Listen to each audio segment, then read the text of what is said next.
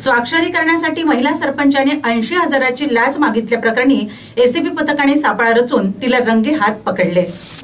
तालुक्यातील नवरगाव येथील महिला सरपंचाने गावातील जिल्हा परिषद शाळेच्या संरक्षण भिंतीचे काम पूर्ण झाल्यावर बिल काढण्यासाठी 80,000ची लाच मागितली।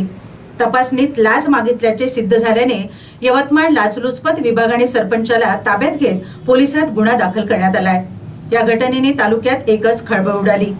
सुचिता फुलू कुंबरे असे लाचेची मागणी करणाऱ्या महिला सरपंचाचे नाव आहे। तक्रारदार हे शासकीय कंत्राटदार असून त्यांनी नवरगाव येथील जिल्हा परिषद प्राथमिक शाळेच्या संरक्षण भिंत बांधकामाचे काम पूर्ण केले होते।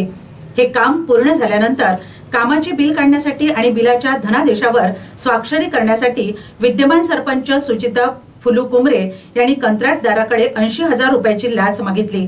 कंत्राटदाराने तात्काळ यवतमाळ येथील लाचलुचपत प्रतिबंधक ब्युरोकडे धाव घेत तक्रार दाखल केली।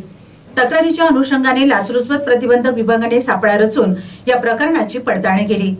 पडताळणी कार्यवाही दरम्यान सरपंच सुचिता कुंबरे यांनी शाळेच्या संरक्षण भिंत बांधकामाच्या बिलाच्या चेकवर सही करण्याकरिता 80,000ची लाच रक्कम मागितल्याचे स्पष्टपणे निष्पन्न झाले आहे। त्यावरून लाचलुचपत प्रतिबंधक विभागाने आरोपी सरपंच सुचिता कुंबरे यांना तातडीने ताब्यात घेतले। त्यांच्या विरोधात मारेगाव पोलीस स्टेशन येथे भ्रष्टाचार प्रतिबंधक अधिनियम 1988 अन्वये गुन्हा दाखल करण्यात आलाय। ही कारवाई अँटी करप्शन ब्युरो अमरावतीचे पोलीस अधीक्षक मारुती जगताप, अपर पोलीस अधीक्षक सचिंद्र शिंदे तसेच अँटी करप्शन ब्युरो यवतमाळचे पोलीस उपअधीक्षक अभय आष्टेकर यांच्या मार्गदर्शनाखाली करण्यात आली।